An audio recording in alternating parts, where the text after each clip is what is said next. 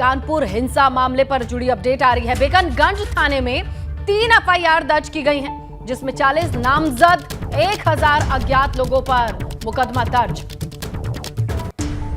स्थिति सामान्य है। जो उपद्रवी हैं उनको आइडेंटिफाई कर करके उनके खिलाफ कार्रवाई की जाएगी। सवाल की जो बताया जा रहा था मास्टरमाइंड जफर गया बताया जा रहा है, क्या वो गिरफ्तार होता है? अभी इसके बारे में आपको सूचित किया जाएगा। सफर की प्लानिंग थी या अचानक से?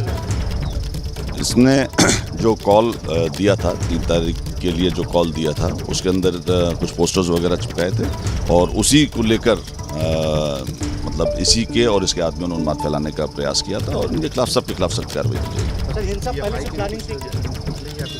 अभी इस पर जांच की जा रही है। अभी सच कोई लिंक्स उस तरीके से नहीं निकले हैं। मैं आपको आश्वस्त करता हूं कि जो भी हो, किसी भी पार्टी से हो, किसी भी ऑर्गेनाइजेशन से हो, पुलिस सभी को आइडेंटिफाई करेगी और सख्त से सख्त कार्रवाई की जाएगी। जी बिल्कुल, ऐसे मौके पर इस तरीके से उपद्रवियों ने शहर का माहौल ख़राब करने का प्रयास किया और वो दौरे पे हमारा पुलिस फोर्स लगा हुआ है, मुस्तैद है और उसको भी सकुशल संपन्न कराया जाएगा। वीडियोस काफ़ी मिले हैं हमको और इसमें कुछ जो शुरुआत वाले वीडियोस थे तो उस वक्त कुछ दुकानें बंद थी पर उनके कैमरे चालू थे, तो उनकी डीवीआर अभी दिन में प्राप्त करके उनसे और लोगों को आइडेंटिफाई किया जाएगा। उसकी डिटेल आपको उपलब्ध कराएंगे। पहले से प्लानिंग थी? तो ये पुलिस अधिकारी को आपने सुना है, जिन्होंने साफ तौर पर कहा है कि जो भी मौजूद इस वक्त वीडियोस हैं और जो भी जानकारी है उसके आधार पर ये सख्त कार्रवाई की जा रही है। और अब देखिए, ये कुछ वीडियोस सामने आए थे इस हिंसा से जुड़े हुए, जिसके आधार पर अब पुलिस कार्रवाई कर रही है। एफआईआर की गई है, 3 मुकदमे दर्ज किए गए हैं इस पूरे मामले में। और इस पूरे मामले पर रात भर हलचल रही है। हर 6-6 घंटे पर ऑफिसर्स की ड्यूटी बदली गई है। पूरे थाने पर जिस तरीके की हलचल रही उसका असर आज सुबह भी दिखाई दे रहा है। ये सीधी बातचीत आपने सुनी थी, किस तरीके से एक्शन लिया जाएगा इसका जिक्र किया जा रहा है प्रशासन की ओर से। बिल्कुल, और स्नेहलता, इस पूरी कानपुर हिंसा से जुड़ी हुई हर एक तस्वीर हम आपको अब दिखाएंगे, जहां हर एक अपडेट भी आप तक पहुंचाते रहेंगे और आप लोगों को ये बताने जा रहे हैं आपकी पूरी हिंसा की आंखों देखी कैसी है। बिल्कुल, आप खुद सुनिएगा और देखिएगा एबीपी गंगा पर हिंसा के चश्मदीदों ने क्या बताया। कानपुर में जो हिंसा हुई उसकी जड़ एक दुकान थी और उस दुकान के ठीक सामने हम खड़े हुए हैं। इस दुकान को दरअसल बंद कराने की बात पर उलझन हुई और जो 2 समुदाय के लोग थे वो सामने आ गए। ये सनी जनरल स्टोर की यह दुकान, यहाँ पर जब लोग पहुँचे उसके बाद उन्होंने इसे जबरन बंद कराने की कोशिश की, लेकिन जब जबरन बंद नहीं की गई दुकान तो उसके बाद धमकियाँ दी गई और उसके बाद पथराव शुरू हो गया। यहाँ के लोग भी हमारे साथ हैं, उस दुकान के ओनर भी हैं। क्या नाम है आपका? जी अभिषेक। क्या हुआ था? आप लोग पास कौन आया? सर आए थे बहुत, मतलब यहाँ पे 5-6 लोग आए थे। नमाज पढ़ने के बाद एक हुजूम आया, वो जो है सबको प्रताड़ित करने लगे, इसको बंद करो, उसको बंद करो। कट्टे हाथ में लिए हुए थे, असलहे हाथ में लिए हुए, कट्टे हाथ में लिए हुए थे। कौन लोग थे? किसी को पहचान? अब जानते तो नहीं, भीड़ थी। कितने लोगों की भीड़ रही हो? भीड़ तो हजारों की तादाद में थी। अब वो सबको प्रताड़ित करने, मारपीट भी करने लगे। आइए हम आपको दिखाएं, दुकान के ताले तोड़ने का प्रयास किया गया। आइए निशान दिखाएं आपको हम। यहाँ से कूलर वगैरह वो सब उठाया गया, ये दुकान तोड़ी गई। आतंक बिल्कुल तांडव किया गया। आप क्या बता रही हैं? सामने से ईंटें गुम्मे चल रहे थे, औरतों ने चलाया है। सामने घर से? ये सामने बिल्डिंग से। क्या हो रहा था? ईंटें गुम्मे चलाए हैं। इस मस्जिद से गुम्मे चले हैं, ये यहाँ पे लाल पर्दा पड़ा हुआ है, यहाँ से गुम्मे चले हैं। मतलब बिल्कुल सुनियोजित था। आप दुकान में थे उस वक्त? नहीं भैया, हम थे नहीं। इन्होंने तो बढ़ा दी थी दुकान। आप दुकान में थे उस वक्त? जी दुकान जैसे रखी थी, मतलब माल समझ के अंदर रखते हम लोग। तो ये दुकान खुली, जो दुकान बंद थी, ये पीछे दुकानें खुली सभी इधर की लाइन से। तो यहाँ से लोग बोलते हुए गए दुकानें बंद करो। तो काफ़ी भीड़ लगा एकदम से, अचानक आए तो लोगों को धक्का मुक्की करने लगे। यहाँ पर धक्का मुक्की करते थोड़ा भीड़ आगे तक गई, थोड़ा मोहल्ले में लोग घुसने लगे। आपके घर के अंदर? नहीं, मोहल्ला मतलब घर के अंदर सब रहते। तो मोहल्ले के लोग अंदर घुसने लगे, तो मोहल्ले के कुछ लोगों ने थोड़ा विरोध किया इनका, उन लोग भगाया। तो इतनी देर में पुलिस आई। क्या भी रहते? क्या कुछ चीज़ धमकाया गया था कि आप बंद करिए वरना आपके साथ बहुत गलत काम हो जाएगा, आपको यहाँ से भगा दिया जाएगा। कानपुर से कैमरामैन पंकज निगम के साथ रतीश त्रिवेदी, एबीपी गंगा। कानपुर में हिंसा के बाद अधिकारी सड़क पर गश्त करते नजर आए। हालांकि अब प्रशासन का दावा यह है कि हालात नियंत्रण में है। कानपुर में हुए बवाल के बाद सभी अधिकारी सड़क पर हैं। मंडलायुक्त डॉक्टर राजशेखर से लेकर सीपी विजय मीणा भी सड़क पर हैं, मार्च कर रहे हैं और शांति व्यवस्था बनाए रखने की पूरी कोशिश की जा रही है। सबसे पहले कमिश्नर साहब से बात कर लेते हैं, तो किस तरह की स्थिति है? देखिए, अभी स्थिति सामान्य है। शुरू में जब पथराव की सूचना आई थी, पुलिस मुश्किल से 10 मिनट के अंदर सारा पुलिस फोर्स एकत्रित हो गया। मैं खुद आ गया था, हमने स्थिति को नियंत्रण में किया। उसके बाद कुछ उपद्रवी तरफ जो गलियों में घुस गए और वहाँ उन्होंने माहौल करने का प्रयास किया, फिर उनको खदेड़ा गया।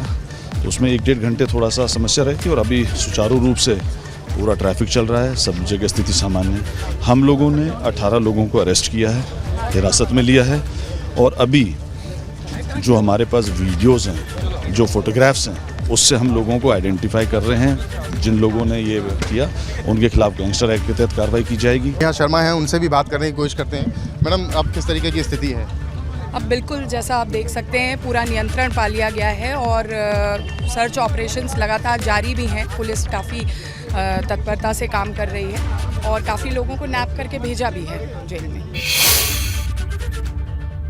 इस घटना से जुड़ी हर जानकारी, हिंसा की इस इनसाइड स्टोरी को समझने के लिए हमारे सहयोगी कानपुर से जुड़ चुके हैं। संवाददाता विवेक त्रिपाठी लगातार इस घटना पर पैनी निगाहें बनाए हुए हैं। सटीक और बेमिसाल रिपोर्टिंग के जरिए हमने एबीपी गंगा पर उनको तस्वीरें रखते देखा है। चलिए उन्हीं से ताजा अपडेट लेते हैं और जानते हैं, समझते हैं इस पूरी कहानी में अब सुबह जब हो चुकी है, क्या अपडेट आ रही है, किस तरीके की जानकारी मिल रही है। विवेक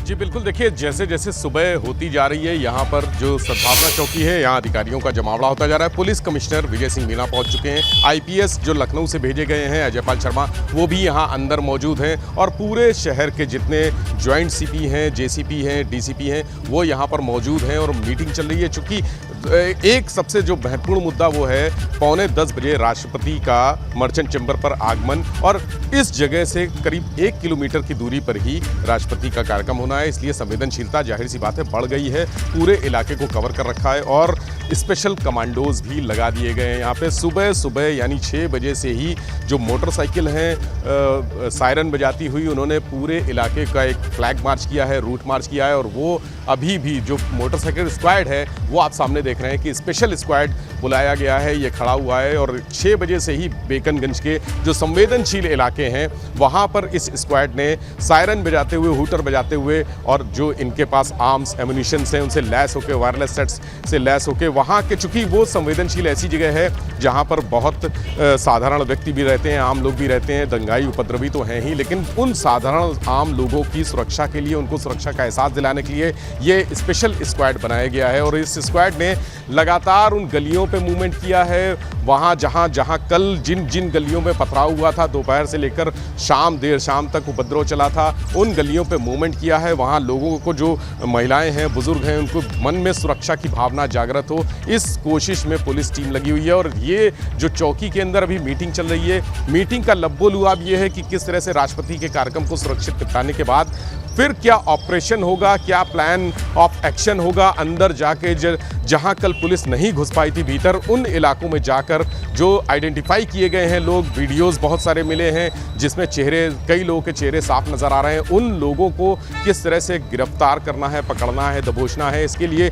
जो यहाँ के पुराने जो कानपुर है उसके मुअज़्ज़िज़ लोगों का भी सहयोग लिया जा रहा है, उनसे बात की जा रही है, संपर्क किया जा रहा है कि वो पुलिस की जो कार्रवाई है उसमें, उस एक्शन में कहीं से कोई बाधा ना पहुंचे। तो ऐसे लोगों को आगे करके एक आपस में समझबूझ के साथ एक ऑपरेशन चलाने की तैयारी चल रही है। हालांकि कल रात भर सर्च ऑपरेशन चला है।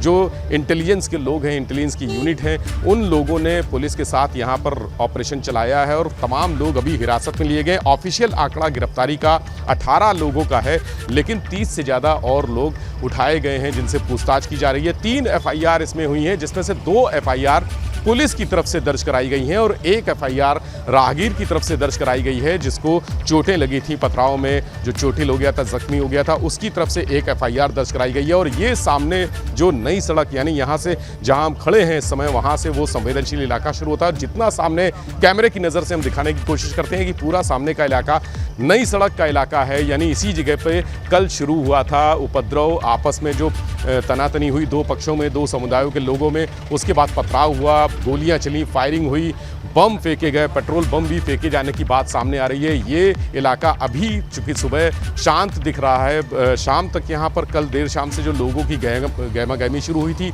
भीड़ शुरू हुई थी, यहाँ दोनों तरफ के लोग मजमा लगाए थे और कई बार हालात उत्तेजित हुए, अराजक होने की स्थिति पैदा हुई। चूँकि पॉलिटिकल लोग भी आ गए थे यहाँ पे, तमाम जो भाजपा के विधायक हैं, समाजवादी पार्टी के लोग हैं, वो यहाँ पर आ गए थे, लेकिन पुलिस के अधिकारियों ने सख्ती से कंट्रोल किया और किसी भी तरह से हालात को ना बिगड़ने देने की जो उनकी कोशिश थी। कल देर शाम फ्लैग मार्च किया गया इसी रूट पर, डीएम भी थी, नेहा शर्मा वो भी थी, पुलिस कमिश्नर थे और जितने जो अधिकारी हैं उन्होंने फ्लैग मार्च किया। वाहनों का काफिला लगातार सायरन बजाते हुए इस रूट पर चला और यहीं से शुरुआत होती है उस संवेदनशील इलाके की, यानी बेकनगंज का, वो सबसे सेंसिटिव इलाका जो जहां पर जरा सी भी गतिविधि होते ही, जरा सी भी हलचल होते ही पूरे प्रदेश में एक तनाव की स्थिति आ जाती है। ये वो इलाका है और यहाँ से आगे मूलगंज चौराहा तक अगर हम बात करें तो 2 किलोमीटर का दायरा है, यानी ये सड़क सीधी, नई सड़क सीधी मूलगंज में जाकर ख़त्म होती है और उस इलाके तक, यानी पूरे दाईं और बाईं तरफ, दोनों तरफ बहुत ही सेंसिटिव लोग हैं, आबादी है और आमने सामने, हिंदू मुसलमान की बात करें तो आमने सामने रहते हैं। कई बार टकराव भी हुआ है दोनों में, लेकिन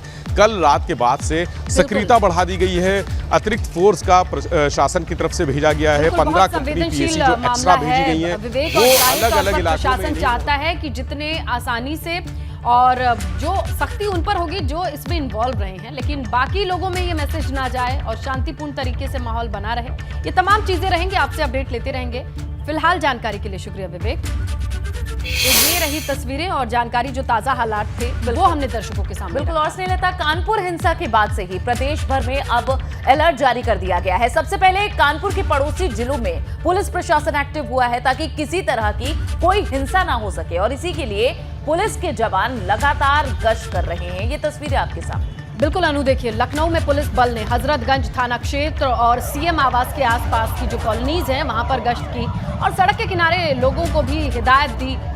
सतर्कता बिल्कुल तस्वीरों में भी दिख रहा है। दूसरी तस्वीर आप देख रहे हैं उन्नाव की है, जहां पुलिस ने शहर में पैदल गश्त कर चेकिंग अभियान चलाया और इसके अलावा औरैया और नोएडा की तस्वीरें भी आपके सामने, जहां कड़ी सुरक्षा देखने को मिल रही है। यानी कि पूरे प्रदेश भर में अब पुलिस प्रशासन एक्टिव है। कानपुर में ये जो हिंसा हुई है उसके बाद प्रदेश में माहौल पूरी तरह से शांतिपूर्ण रहे, ये प्राथमिकता है।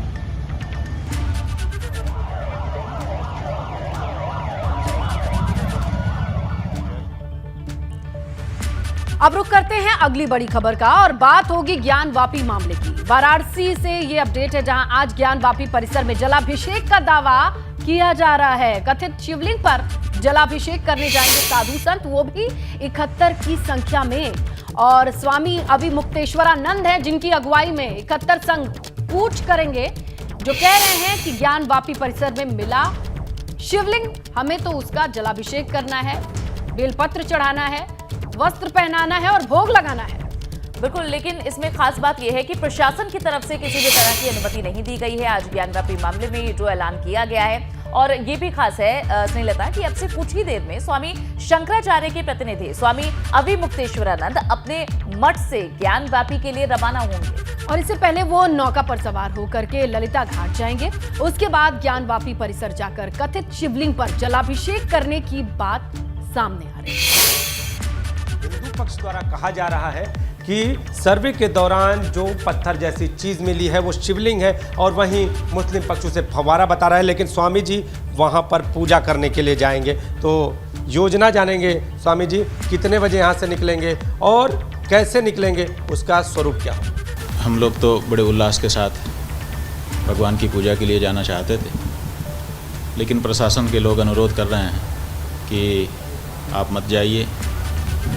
हमारे सामने लॉ एंड ऑर्डर का प्रश्न आ रहा है। अब उनके पास क्या जानकारी है और किस कारण से ऐसा कह रहे हैं हम तो नहीं जानते हैं, तो इसलिए हमने बहुत संख्या छोटी कर दी है। अब हम लोग भगवान के जो 64 उपचार हैं उन 64 उपचारों की थाली पकड़ करके 64 लोग, 5 हमारे मंत्र बोलने के लिए पंडित, 1 हम और 1 हमारा ब्रह्मचारी, ऐसे कुल 70-71 लोग हम लोग हो रहे हैं। हम लोग बड़े अनुशासित ढंग से वहाँ पे जा करके पूजा अर्चना करके आना चाहते हैं। अगर अनुरोध और बढ़े तो ये जो कार्यक्रम है स्थगित भी हो सकता है, ये भी हो सकता है कि अगर वो आपको रोक दें तब आप क्या करें?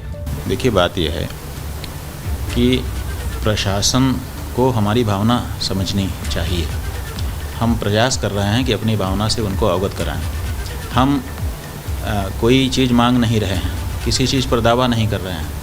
हम केवल ये कह रहे हैं कि वो भगवान प्रकट हुए हैं, भगवान का स्वरूप वहाँ दिखाई दे रहा है, जिसके कारण सभी पक्ष कह रहे हैं कि शिवलिंग है, तो हमको पूजा की अनुमति दी जाए, क्योंकि हमारे धर्मशास्त्र में है कि भगवान दिखे तो पूजा करना चाहिए। योजना बन चुकी है और अब इंतजार है सुबह 8:30 का। कैमरामैन विशेष के साथ नीतीश कुमार पांडे, एबीपी गंगा, वाराणसी। और आगे बढ़ते हैं, बात करते हैं राष्ट्रपति रामनाथ कोविंद के यूपी दौरे की, जिसका आज दूसरा दिन है और आज उन्हें पहुंचना है गोरखपुर। कानपुर से गोरखपुर के लिए रवाना होंगे महामहिम, और इससे पहले एक कार्यक्रम कानपुर में है जिसमें वो शामिल होंगे। बिल्कुल, और गोरखपुर में गीता प्रेस के शताब्दी वर्ष समारोह का वे शुभारंभ करेंगे। गोरखनाथ मंदिर में दर्शन करने भी जाएंगे राष्ट्रपति रामनाथ कोविंद, और साथ ही शाम को बच्चों के साथ रामगढ़ ताल पर लाइट एंड साउंड शो भी देखेंगे। बिल्कुल, साथ में ये भी बताया कि राष्ट्रपति रामनाथ कोविंद के साथ गोरखपुर में सीएम योगी आदित्यनाथ, राज्यपाल आनंदीबेन पटेल भी मौजूद रहेंगी। और चलिए अब बात कर लेते हैं श्रीलता अगली बड़ी खबर की। आज लखनऊ में अखिलेश यादव से जुड़ी हुई एक खबर कि आज वे एक बड़ी बैठक बुला रहे हैं। लखनऊ से खबर है, आज सपा अध्यक्ष अखिलेश यादव ने एक बैठक बुलाई है। विधानसभा चुनाव में हार की समीक्षा करेंगे आज अखिलेश यादव। हार के कारणों के मुताबिक ही अब 2024 की रणनीति भी बनेगी। ये भी आपको बताएं कि समीक्षा रिपोर्ट के हिसाब से लोकसभा चुनाव का जो प्लान है वो बनकर के तैयार हो सकता है, उस पर चर्चा हो सकती है। इसके साथ ही पिछले विधानसभा चुनाव में हारे हुए प्रत्याशियों से पूछा जाएगा, उनसे सवाल किया जाएगा भाई कि कहां कमी रह गई, हार का मुंह देखना पड़ा। ऐसे में मंथन और रणनीति दोनों एक दूसरे से जुड़ी हुई हो सकती है। और देखिए स्नेहलता, ये कोई पहली बैठक नहीं हो रही है हार के कारणों को तलाशने के लिए। अब देखना होगा कि इस मंथन से क्या अमृत निकलता है।